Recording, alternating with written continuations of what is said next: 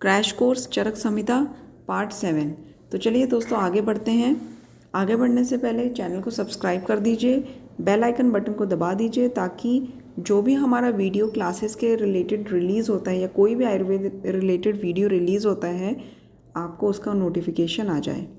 तो चलिए स्टार्ट करते हैं। सिद्धांत। सिद्धांत क्या है? सिद्धांत है सिद्धांतो नाम स य परीक्षक बहुर्बुद्धि परीक्षे हेतुर्भिश्च। मतलब सिद्धांतों नाम स य परीक्षक बहुर्बुद्धि, बहुत सारे जब परीक्षक अपनी बुद्धि से परीक्षा करते हैं और परीक्षा करके किसी निर्णय को स्थापित करते हैं तो उसको सिद्धांत बोलते हैं। सिद्धांत 4 तरह के होते हैं: सर्वतंत्र, प्रतितंत्र, अधिकरण, अभ्युगम। सर्वतंत्र, प्रतितंत्र, अधिकरण, अभ्युगम। अब अगर इसमें क्वेश्चन आ जाता है, वैसे ये क्वेश्चन आया भी हुआ है कि पंच महाभूत कौन से तरह का सिद्धांत है, तो हम इसका आंसर लिखेंगे पंच महाभूत सर्वतंत्र सिद्धांत है। मोक्ष पुरुष ये अधिकरण सिद्धांत है। इसके बाद है प्रतिज्ञा। प्रतिज्ञा नाम साध्य वचनम, साध्य वचन को प्रतिज्ञा कहते हैं। हेतु के कितने भेद होते हैं? 4 भेद: प्रत्यक्ष, अनुमान, एतीय, उपमान। और चरक ने प्रत्यक्ष, अनुमान, युक्ति शब्द, चरक ने युक्ति शब्द अलग बताए हैं। एंड देन शब्द। शब्द के कितने भेद हैं? 4 भेद 4 हैं: दृष्टार्थ, अदृष्टार्थ, सत्य, अनृत। दृष्टार्थ, अदृष्टार्थ, सत्य, अनृत। जिज्ञासा। जिज्ञासा नाम परीक्षा। व्यवसाय, ये सारे वाद मार्ग चल रहे हैं। व्यवसाय, व्यवसायो नाम निश्चय। अनियोज्य। अनियोज्य किसे कहते हैं? अनियोज्य नाम यद वाक्यम वाक्य दोष युक्तम तत्। मतलब जो वाक्य दोष युक्त होता है उसको अनियोज्य बोलते हैं। अनु का मतलब पश्चात होता है, योज्य मतलब जोड़ देना। पश्चात में वाक्य जोड़ देना, मतलब वाक्य जब दोष युक्त हो जाता है उसको अनियोज्य कहते हैं। वाक्य दोष कितने प्रकार के होते हैं? 5 प्रकार के: न्यून, अधिक, अनर्थक, अपार्थक, विरुद्ध। समय के भेद कितने हैं? 3: आयुर्वेदिक, याज्ञिक एंड मोक्ष शास्त्रिक। इसके बाद आता है छल। छल, छलम नाम परिषट अर्थम आभस अनर्थम। मतलब छल का ये मतलब होता है कि दूसरे को ठगना, किसी ऐसे अर्थ का यूज़ करके जिसका कोई अर्थ ही ना हो, मतलब बातों का जो छलावा हो। छल के 2 भेद होते हैं: वाक छल, सामान्य छल। इसके बाद अहेतु के भेद कितने हैं? हमने पहले हेतु के भेद पढ़े थे। हेतु के भेद कौन कौन से थे? 4 भेद थे: प्रत्यक्ष, अनुमान, एतीय, उपमान, जिसमें चरक ने प्रत्यक्ष अनुमान सेम बताए हैं एंड युक्ति शब्द अलग से बताए हैं। अहेतु के 3 भेद हैं: प्रकरण सम, संशय सम, वर्ण्य सम। इसके बाद है अभ्य अनुज्ञा। अभ्य अनुज्ञा नाम स य इष्ट अनिष्ट अभ्योगम। मतलब इष्ट जो पॉइंट्स आपको अपने लिए अनुकूल लगते हैं, आपके अकॉर्डिंग, अनिष्ट आपके अगेंस्ट जो पॉइंट होते हैं। तो जब हम इष्ट अनिष्ट दोनों को मान लेते हैं उसे अभ्य अनुज्ञा बोला जाता है। निग्रह स्थान। निग्रह स्थान नाम प्राज्य प्राप्ति। प्राज्य प्राप्ति मतलब जो एंड है उसको निग्रह स्थान बोलते हैं, प्राज्य प्राप्ति को। और इसके भेद कितने होते हैं? भेद वैसे तो यहाँ पे 15 बताए हैं, लेकिन बेसिकली जो श्लोका में भेद बताए हैं वो 3 हैं। ठीक है। एंड दशविध परीक्षा का मुख्य उद्देश्य क्या है? वेरी इंपॉर्टेंट क्वेश्चन, कई बार आ चुका है। रोगी के बल की परीक्षा करना। वात कफ रोगों में श्रेष्ठ स्नेह कौन सा है? तेल। वात कफ रोगों में स्नेह का बल अधिक के, सबसे ज़्यादा बल अधिक के है तेल, उससे कम वसा, देन मज्जा, देन घृत। वात कफ रोगों में स्नेह का बल अधिक के, सबसे ज़्यादा है तेल, फिर वसा, फिर मज्जा, फिर घृत। पित्तज रोगों में स्नेह का बल अधिक के, इसका उल्टा आ जाएगा, सबसे ज़्यादा घृत, फिर उससे कम मज्जा, फिर उससे कम वसा, फिर उससे कम तेल। शिरोविरेचन के आश्रय कितने हैं? 7: मूल, पत्र, पुष्प, फल, कंद, निर्यास, छाल। इसमें मतलब 7 कैसे याद कर सकते हैं? पंचांग, पंचांग में पत्र, पुष्प, फल, मूल, कंद, निर्यास प्लस छाल। पंचांग प्लस निर्यास प्लस छाल। शिरोविरेचन द्रव्य। शिरोविरेचन द्रव्य इसमें कौन कौन से रस आते हैं शिरो विरेचन द्रव्य में? सारे रस आते हैं एक्सेप्ट स्टार्टिंग के 2 रस। रस का हम कैसे बोलते हैं? मधुर अम्ल लवण कटु तिक्त कषाय।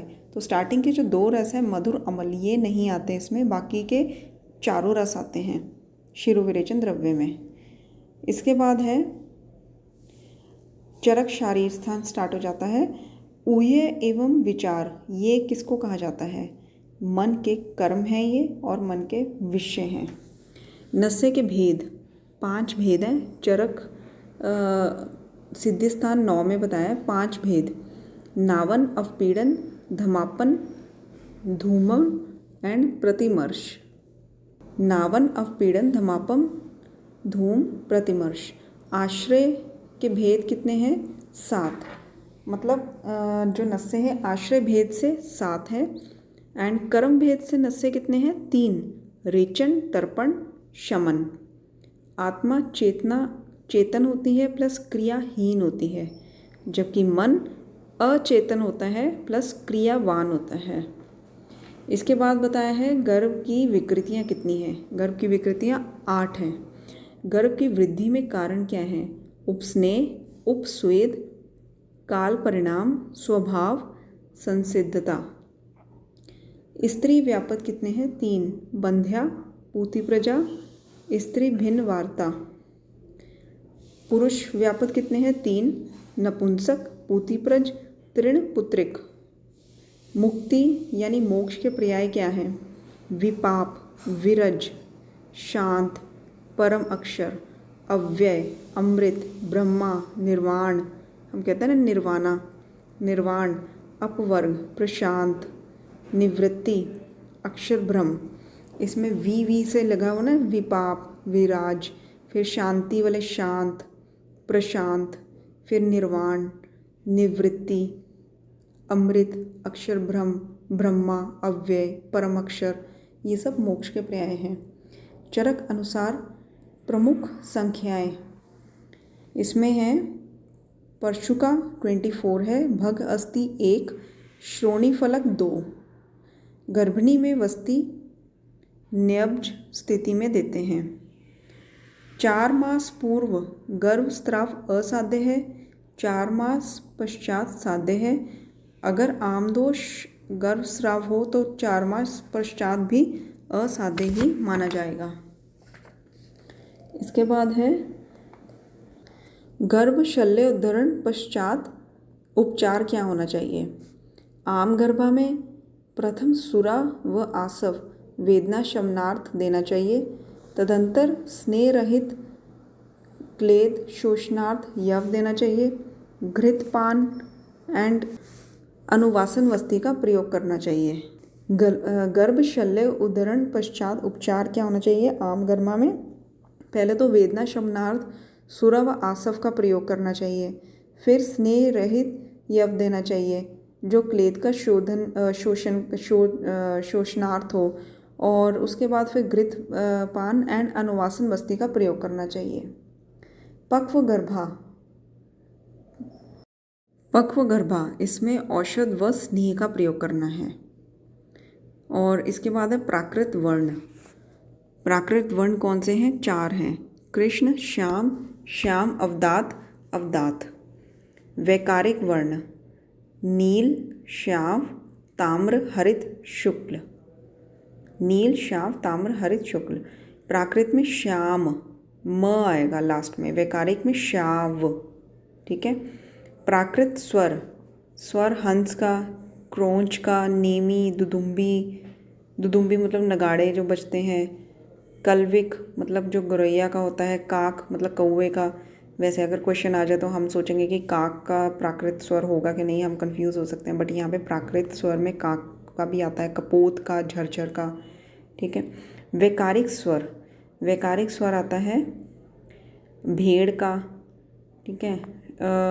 उसके बाद कल, ग्रस्त, अव्यक्त, गदगद, क्षाम, अनुकीर्ण, ये वैकारिक है। प्राकृत भी 8 हैं, वैकारिक भी संख्या में 8 दिए हुए हैं। ठीक है। इसमें एड़ मतलब भेड़ का लिखा हुआ है, और मतलब पशु का वैकारिक स्वर लिखा हुआ है। ज़्यादातर पक्षियों का प्राकृत में आ जाता है। कल, ग्रस्त, अव्यक्त, गदगद, श्याम, अणुकीन। संस्थान मतलब आकृति के भेद कितने होते हैं? 2। सुषमा, विषमा। देह के भेद कितने होते हैं? 3। मध्यम, अल्प, महत। और नेक्स्ट इज हरितकी सेवन के अयोग्य।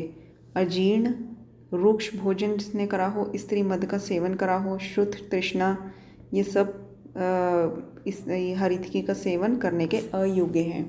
तो दोस्तों आई होप आपको ये वीडियो यूज़फुल लगा हो एंड इसके बाद हम नेक्स्ट सब्जेक्ट क्रैश कोर्स का स्टार्ट करेंगे।